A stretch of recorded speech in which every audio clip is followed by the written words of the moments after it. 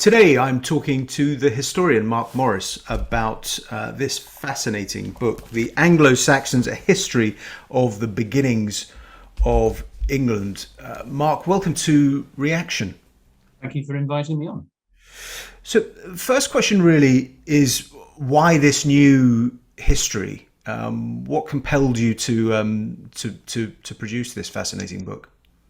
Well, it was kind of like the fifth or sixth album syndrome. I'm by training, I'm a post-conquest person. I had done my doctoral thesis on the 13th century, and I had done books on the Norman Conquest, and I'd done books on a couple of 13th century monarchs, King John and Edward I. And it was a question really: do I go forwards or do I go backwards? And after a bit of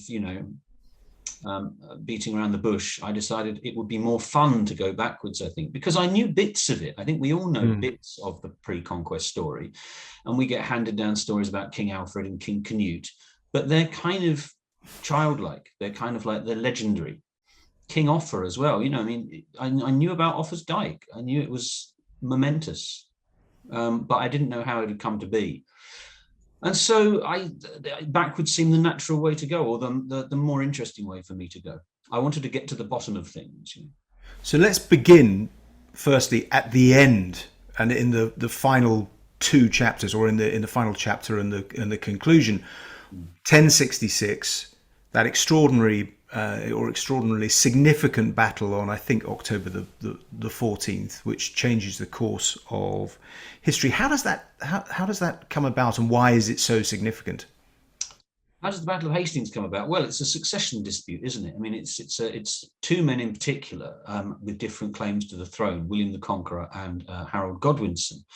There are other contenders, of course, throw their hat into the ring, but and it comes about ultimately because the line of English kings that have been on the throne for a couple of centuries, ever since England had become England, had failed in the person of Edward the Confessor. He'd had no children of his own. So that for the last 10, 15 years of his reign, there's increasing panic about who's going to succeed him. And it comes down to a clash of armies, in fact, as you say, on the 14th of October, 1066, which is where my current book ends. I'm covering the 6 or 7 centuries before that. So let's go back then, go right back 1600 years ago. Britain leaves Britain leaves the Roman Empire. Why does that happen, and what is the immediate impact? Why does it happen? Well, I mean, it's interesting.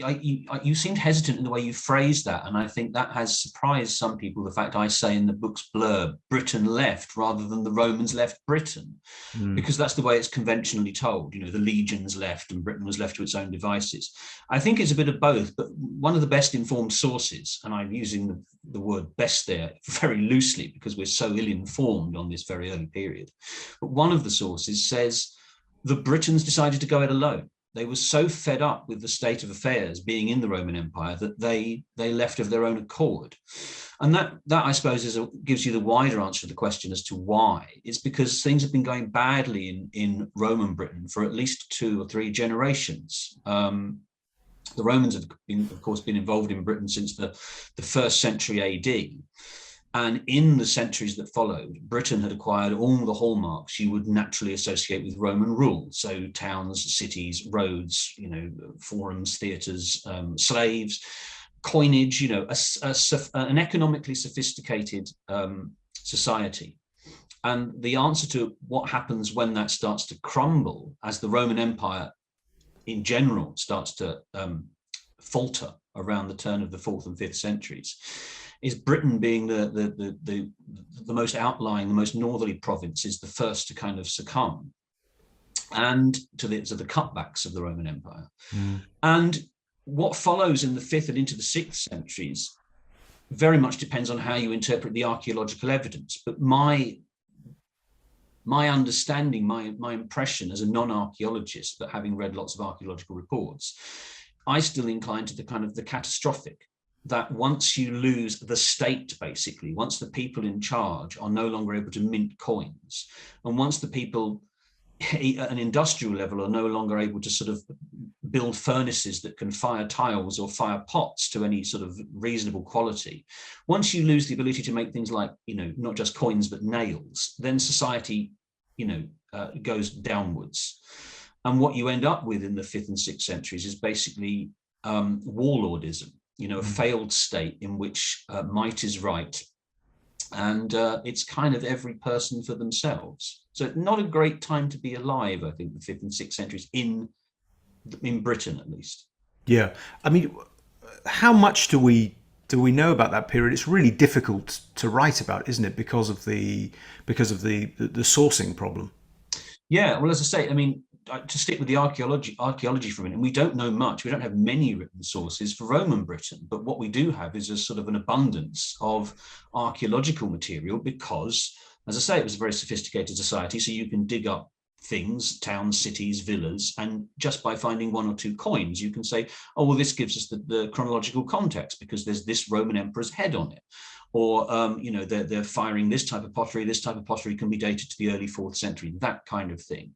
So, and also, of course, with Roman Britain, although you don't have a vast amount of written material, you do have inscriptions. You do have, monuments that are dug up all the time or recovered. Once you get into the 5th and 6th centuries, all that disappears. And it's even if you dig things up, it's very difficult to date them. In terms of written sources, to move on to that, we've got virtually nothing. The outstanding one that is familiar to people who know a bit about this period is a monk writing in the western part of Britain, probably Wales, in the let's say late 5th, early 6th centuries, called Gildas.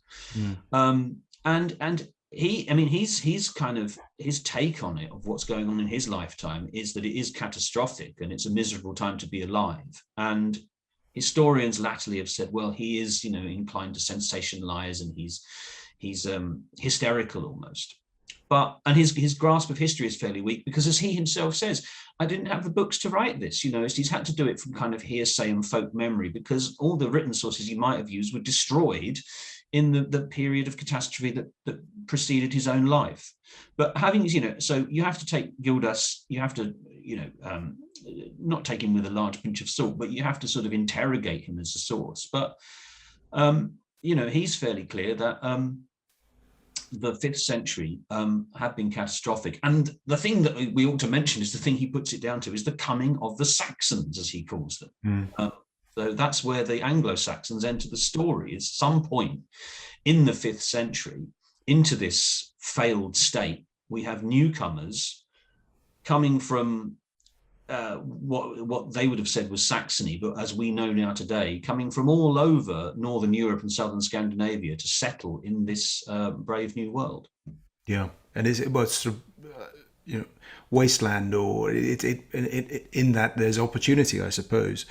Yeah, I think so. I think, whilst I think it would have been terrible if you were, let's say, if I imagine myself in a similar job to the one I have now, 1700 years ago, if I was a scribe or something, and my job was writing things down for people, or I was a theatre manager, or I was a potter, or I was a mosaic layer, or a merchant, all of those things are gone, and in this new world, you can get on very well if you're someone who's come from Scandinavia and you are used to fending for yourself. So you're basically like a modern survivalist.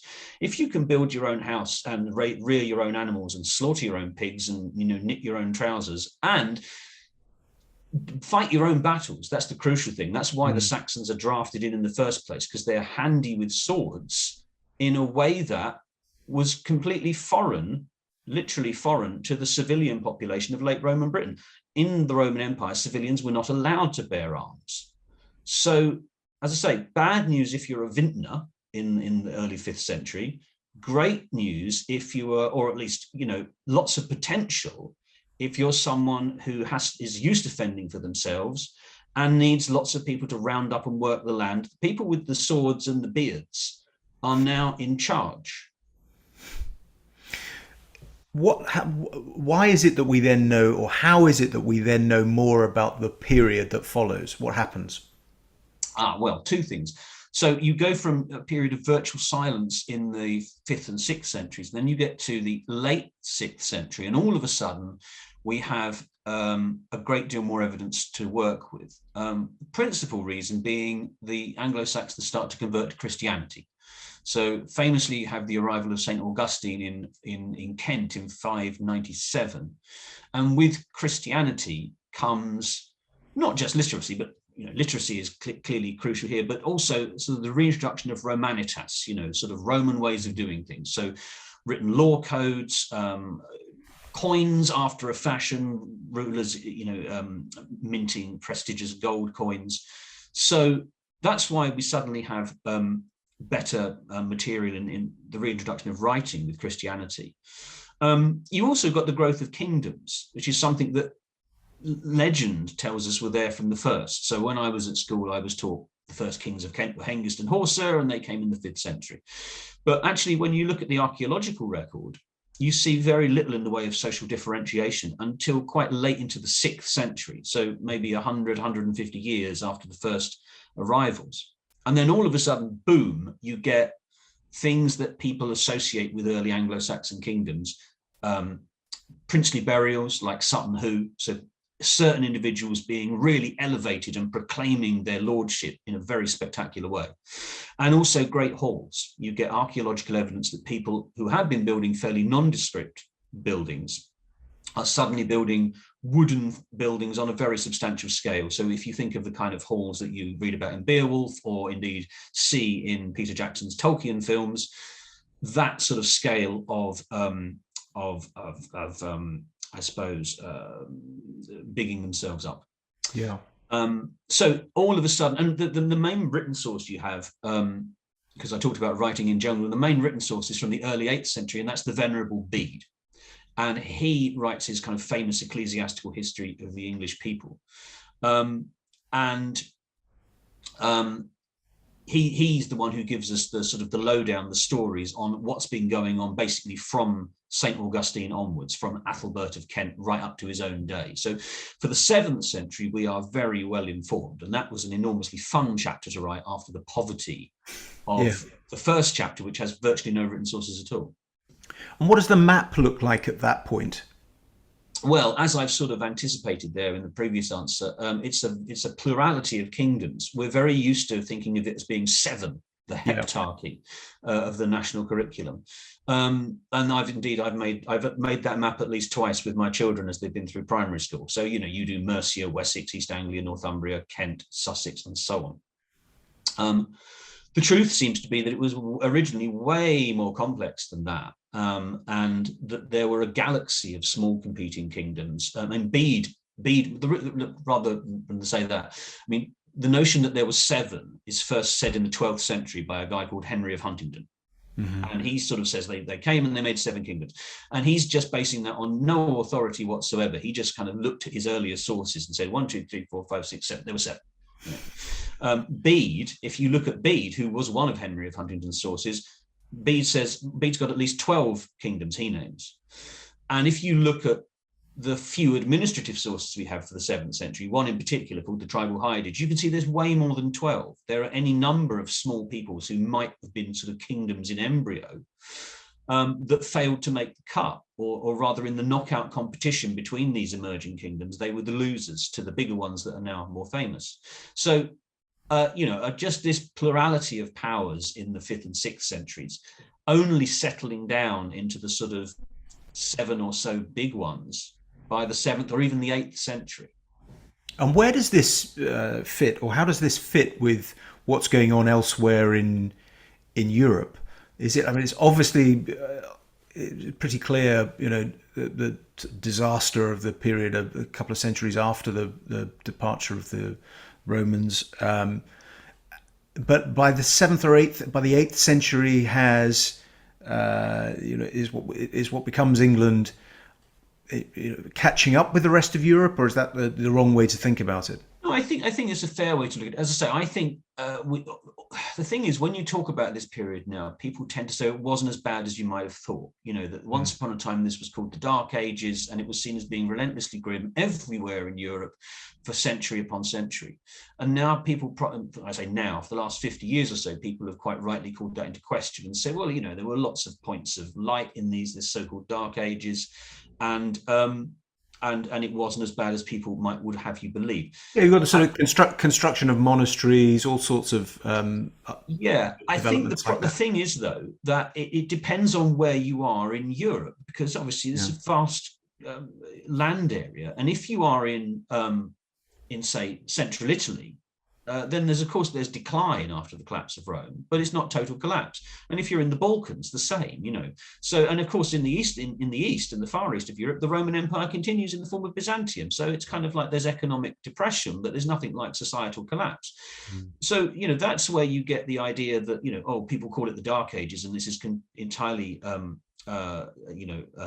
entirely a misnomer. But actually, Britain, as I say, Britain suffers quite catastrophic collapse in the 5th and 6th centuries.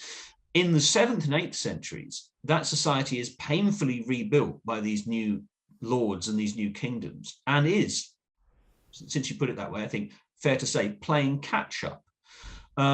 It acquires all these things in the 7th and 8th centuries. So kingdoms, kings, the beginnings, the faintest beginnings of urban life, which had disappeared entirely after Rome in a way that it hadn't in the rest of Europe.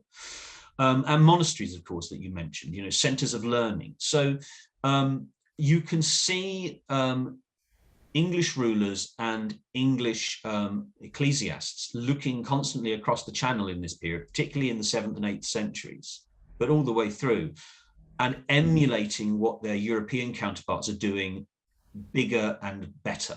Yeah. So you look at someone like King Offa, who seems enormously powerful, but King Offa is looking across the channel to Charlemagne, who rules an empire 12 times the size of Mercia and is, you know, 12 times as impressive in almost every regard. Yeah. But you build the book around narrative history as well, but you also focus on on key individuals in each part of the story. In that period we're talking about there, the 7th, 8th century, who really stands out?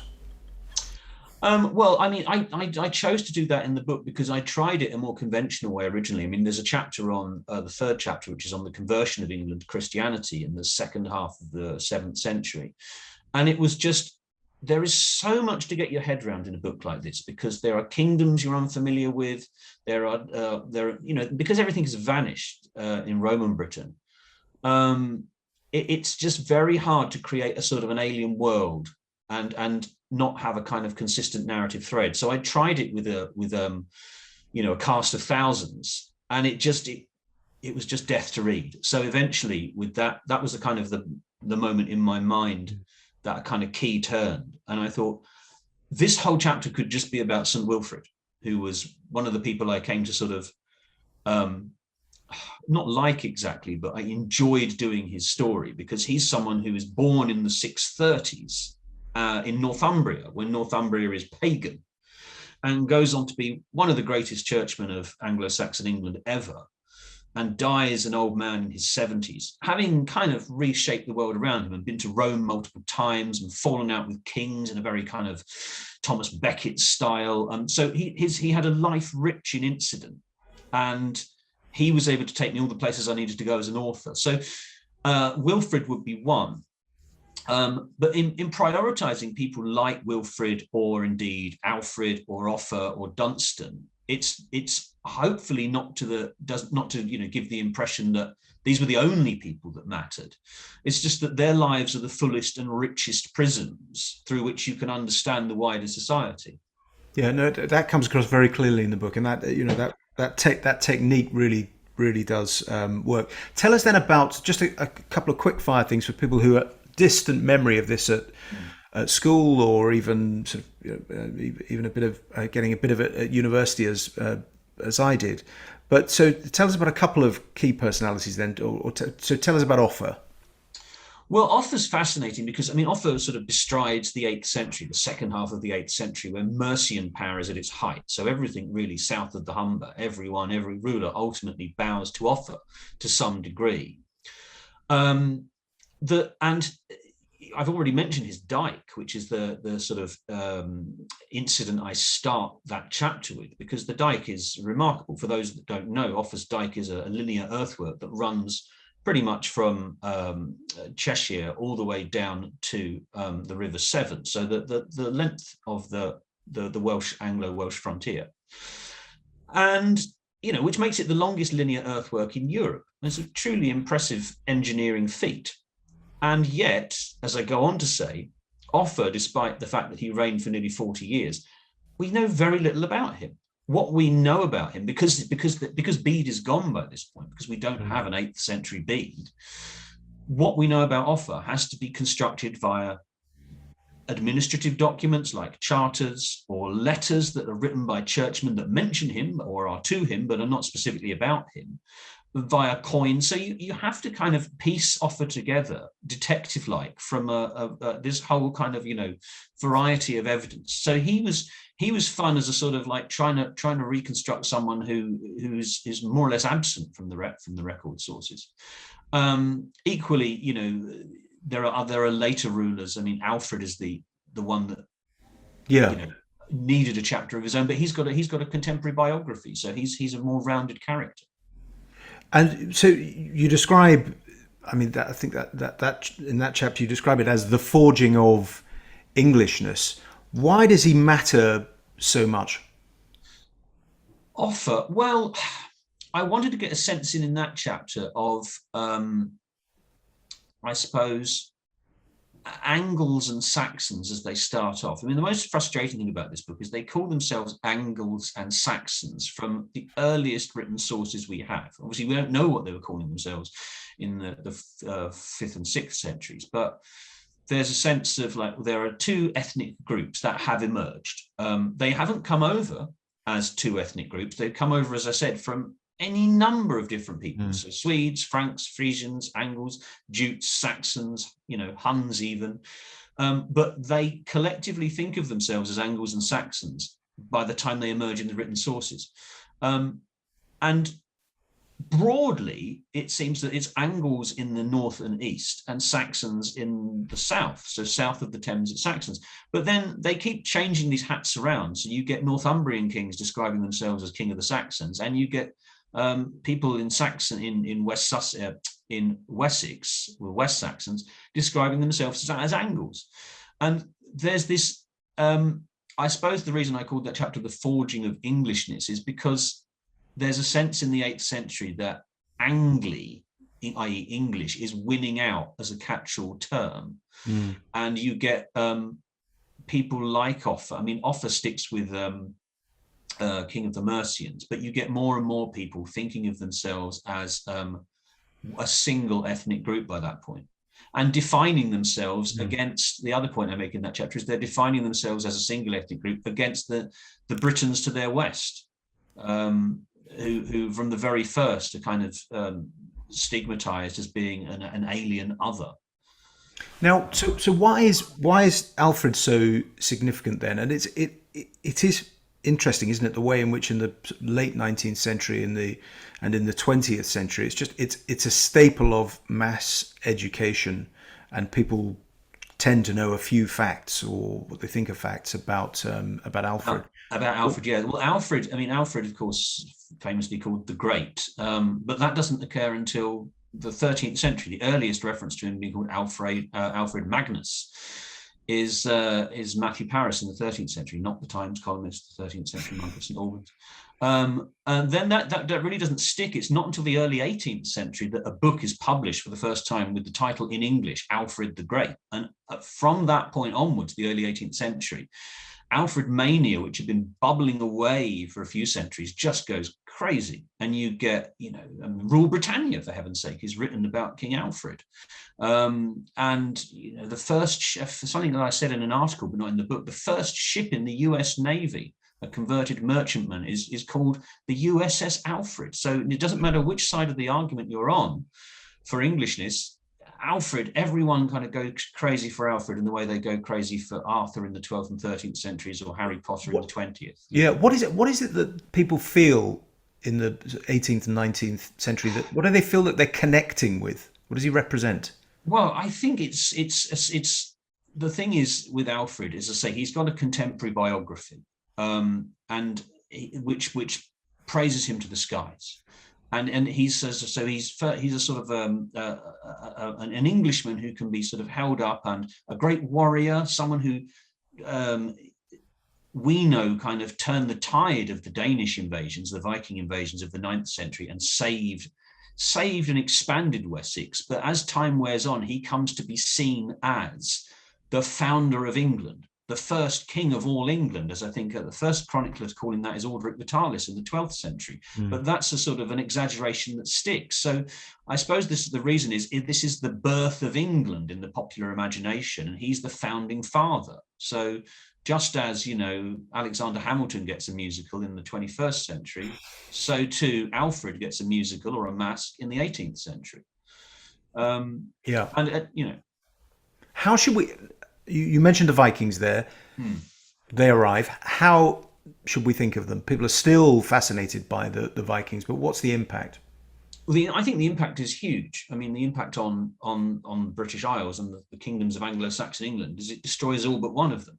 So, I mean, my view of the Vikings has always been fairly conventional. Ever since the 1960s, there's been, revisionist scholarship of the Vikings, which says, well, were they really so bad, and were they really so violent? And the answer is, no, they were not particularly more violent than the warriors of anywhere else in Europe, the Franks or the Anglo-Saxons or the Britons or whoever. But they were significantly different to the Anglo-Saxons in being pagan, which is what so terrified the Anglo-Saxons themselves.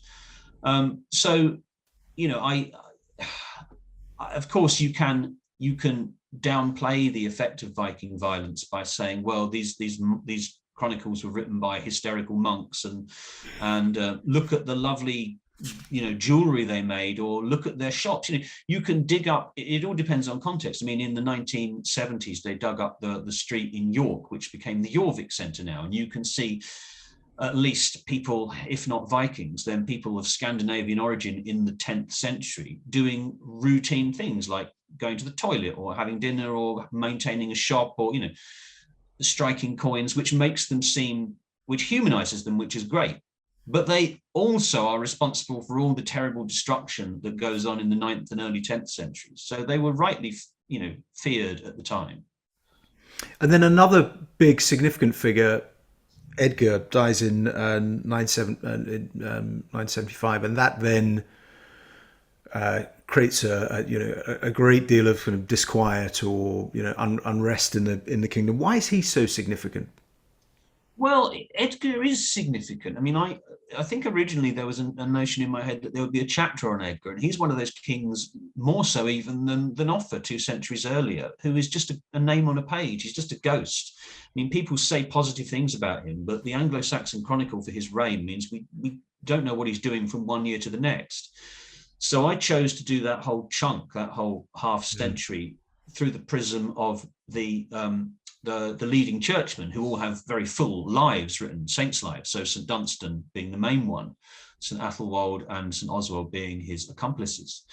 But there's there's a sort of high watermark of kingship that ends with Edgar, when church and state are marching in step. And because of that, because he's a pious king and he's doing what the reformers want, they write him up as a kind of great, powerful and pious king. And undoubtedly in his reign, they enjoyed considerable peace. And by the end of his reign, people are starting to talk about a united kingdom called Angleland or Englerland. So England has finally arrived by that point. And it's incorporated not just Wessex and Mercia, as it was in Alfred's day, but also Northumbria in the 10th century. So I think you describe it at one point in the book as sort of one nation under God, a modern phrase, but it's looking like something much more recognizable to the modern eye, isn't it, in terms of Yeah, and structure? that all happens fairly quickly. I mean, that happens in the course of the middle of the 10th century. And as I say, I focused on the what's going on with the religious reformers, because I think that's the key to understanding it. Is that to talk very briefly about them, I mean, these guys in the 920s, 930s, like Dunstan, when they're young men, are at the forefront of a fairly new revolutionary movement, which is basically trying to revive monasticism after the destruction of the Viking era. And what they create is a church which is much more puritanical and much more theocratic and much more bent on having uniformity at any price. And that's all fairly, as I say, they're kind of like zealots on the fringes of power in the 930s. By the time you get to Edgar's reign, and Edgar begins his reign as a teenager at the age of 16, men like Athelwold and Dunstan are in their 50s. And they are Archbishop of Canterbury, Bishop of Winchester. Oswald becomes Archbishop of York. So they are the grand old men of politics, and they have the ears of these young kings and often the queen mothers. And so it's in this period where you've got uniformity being insisted on in the monastic world, and indeed the church as a whole, that you suddenly get shires across all of England, so where there's previously you just had Mercia and we have unknown subdivisions, all of a sudden it's Leicestershire, Staffordshire, Derbyshire, Nottinghamshire. You suddenly have a coinage which is the same wherever you go in England, not merely with the same name on it, but exactly the same design, exactly the same weight. So you have one king, one coin, administration and justice being the same all over the country wherever you go. And as you say, it's starting to look a lot like a state rather than just a collection of provinces cobbled together under the sort of rough lordship of one particularly powerful ruler. And it's an example of something that keeps coming back again in English history, isn't it? That idea that the religion, it's the church, but it's pure politics, isn't it? Really, it's this idea of unifying, of trying to create an orthodoxy, and around that administration and organisation comes back, of course, in the 16th and 17th century. But then you get to, I mean, what really, I think you call it twilight. There's just this looming sense of, with the benefit of hindsight, but there is just this looming sense of disaster coming. Ethelred the Unready, great piece of branding historically. What happens? What on earth goes wrong? You have the sense of something being built and developed. Feels more like an emergent state or country, and then disaster. Yeah, well, in the case of Ethelred, I mean, again, conventional view had been that he was, terrible, unready, or ill-counselled, as that ought to be translated. And then latterly, the last 40 years or so, revisionism saying, was he that bad? And more recent years, counter-revisionism saying, actually, yeah, he probably was actually quite bad. I mean, Ethelred's difficulty is, had he been one of those mid 10th century kings when England was expanding and England was on a roll, then he might not have fared so badly in terms of reputation. But it's his misfortune that he comes to the throne as a boy at the time when the Vikings come back in force, and the Vikings are much better organized. And his reign is kind of one of just kind of like unremitting disasters. And he doesn't have the qualities needed of a medieval king in order to prevent that. And you can make, as I say, you can lodge any number of defenses for Ethelred, some of which are, admissible. But the bottom line is that he never seems to sort of show up at the head of an army. He might sort of, levy a new tax or come up with a new policy. But I think one of the contemporary criticisms that sticks the most is you have to lead from the front, and he's always sending someone else to do the fighting for him. So I think that's his besetting problem. Yeah, and then it's building towards the story which lots of our viewers and listeners will know, the build up to the conquest. At which point, should it be seen as a kind of failure of the emerging English aristocracy, that they don't anticipate how badly wrong this can go, and that their attempts to do deal making in in Normandy and result in this political disaster. I think one of the things I tried to do in the book was the Norman. I mean, it's partly because I didn't want to tell the story of the Norman Conquest, because I've already done it 3 times in 3 different books, including one called The Norman Conquest.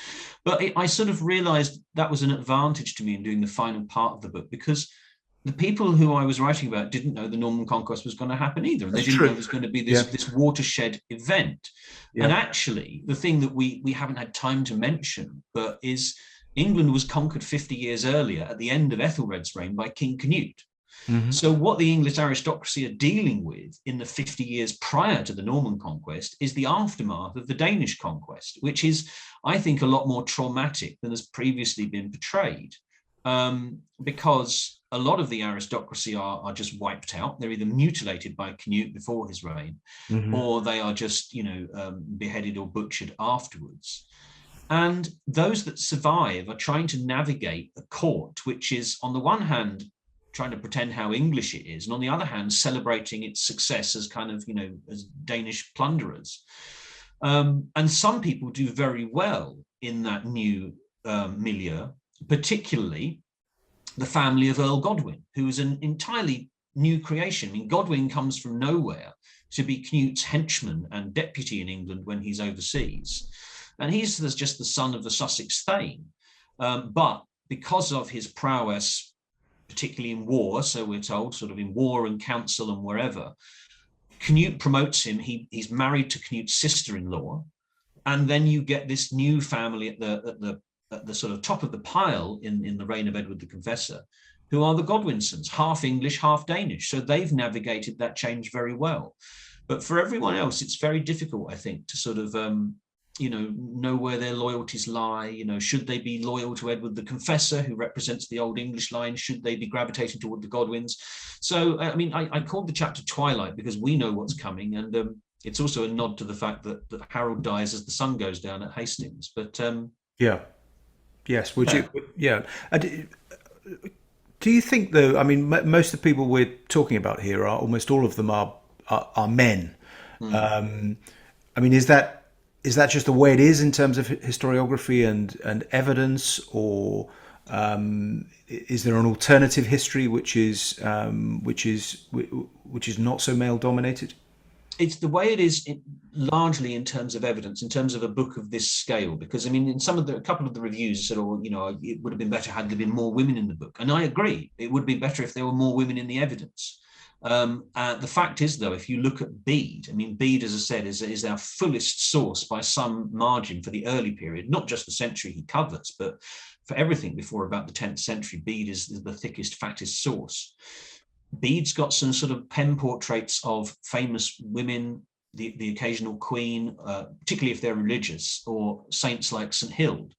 But it's only a few paragraphs compared to the pages and pages we know about St. Wilfrid, for example. So if you're going to choose a framing device for a chapter and you've got a 100-page biography of a bishop and you've got 2 paragraphs about Hild, which way do you have to go as an author?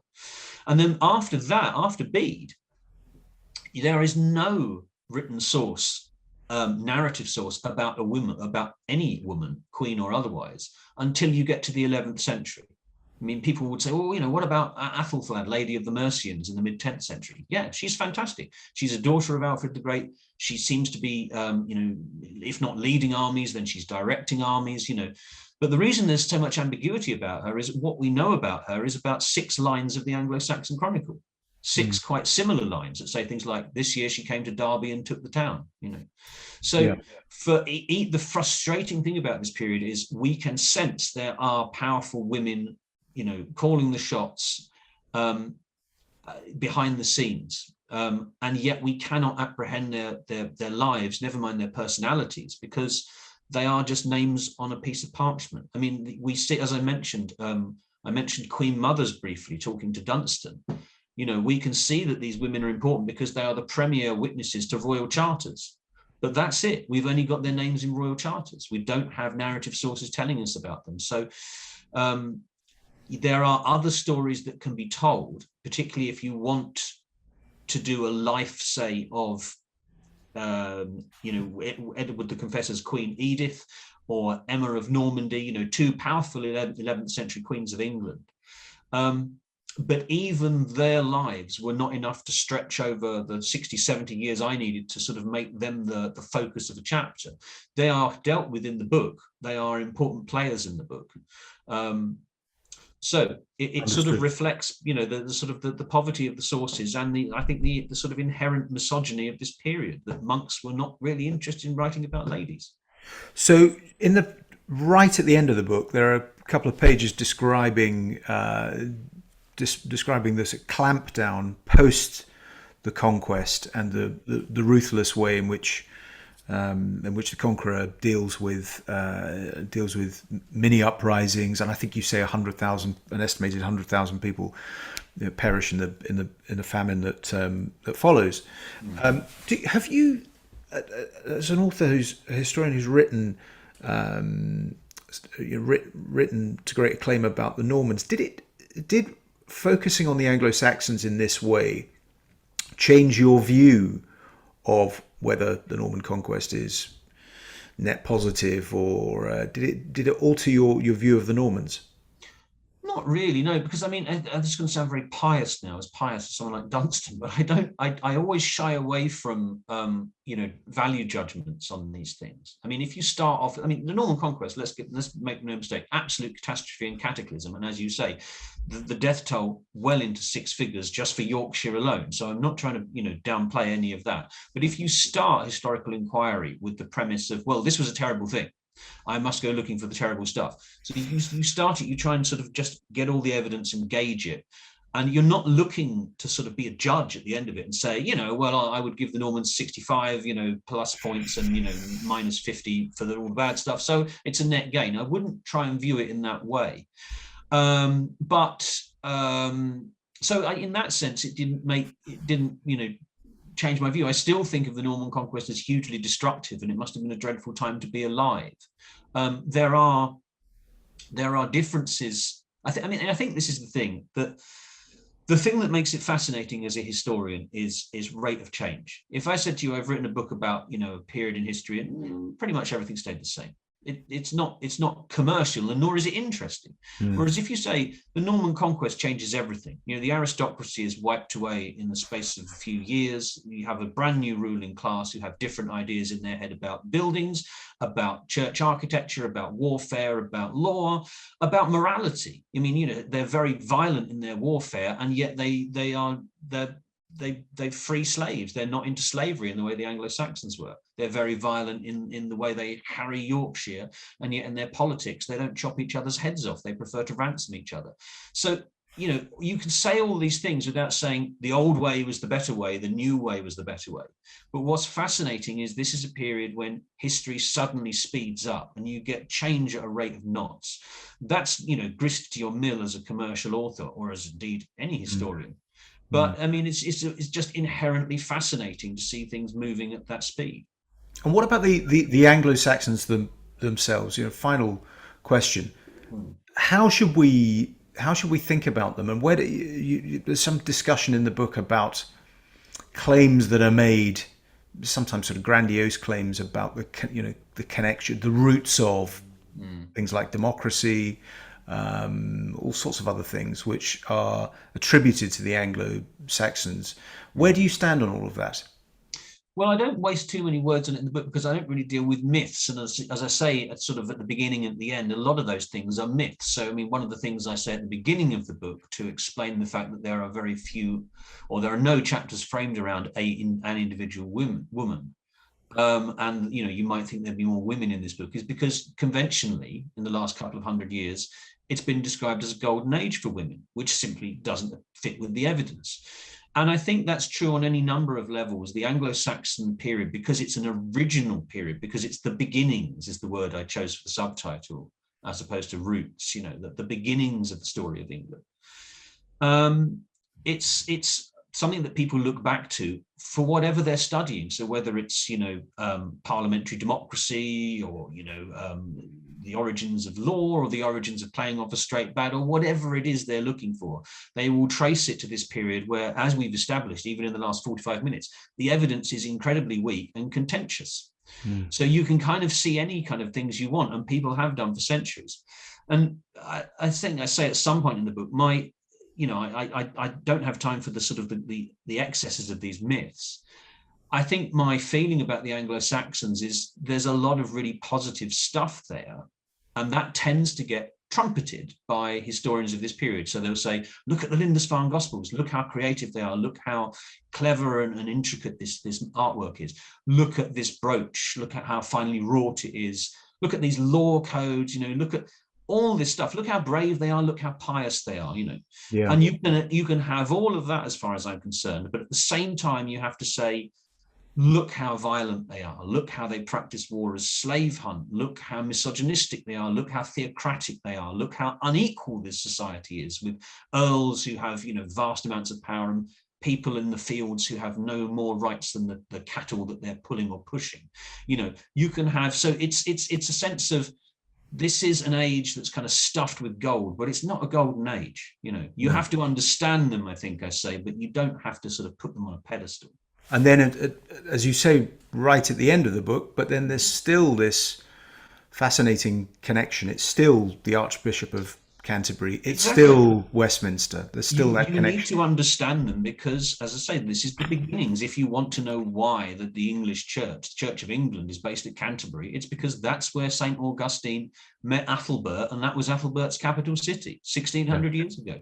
If you want to know why Westminster's the political heart of the realm, it's because Edward the Confessor didn't want to be buried with his hated in-laws at Winchester and wanted a brand new monastery and a palace beside the River Thames. So as a map to understanding where we are now, it's still vitally important you understand what went on 1400, 1500 years ago.